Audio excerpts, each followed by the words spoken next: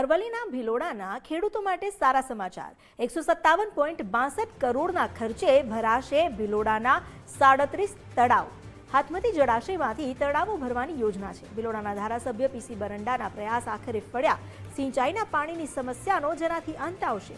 ભૂગર્ભ જળ ઉતરતા ખેડૂતોને રવિ પાકમાં નુકસાન થતું હતું, જે હવે અટકશે। નારસોલી, જુમસર, કિશનગઢ, ભિલોડા સહિતના ગ્રામ્ય વિસ્તારને લાભ પહોંચશે।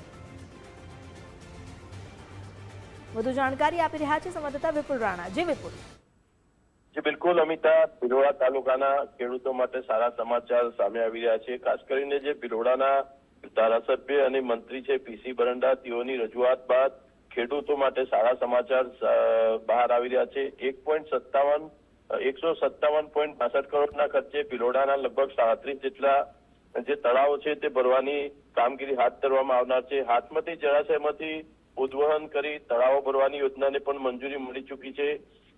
સાથે સાથે સિંચાઈની પાણીની સમસ્યા જે છે તેનો હલ આવશે, જેને લઈને ખેડૂતોની અંદર એક આનંદનો માહોલ જોવા મળી રહ્યો છે। ભિલોડા તાલુકાના નારસોલી, જુમસર, કિશનગઢ, ભિલોડા, વેજપુર સહિતના જે ગામો છે, આ ગામોને આ જે પાણી છે તેનો લાભ મળવાનો છે। ત્યારે જે ધારાસભ્ય અને જે મંત્રી છે તેમના પ્રયાસો બાદ જે આ કામગીરી હાથ ધરવામાં આવતા ખેડૂતોની અંદર એક આનંદની લાગણી જોવા મળી રહી છે। અમિતા, જી આભાર આપનો જાણકારી આપવા માટે।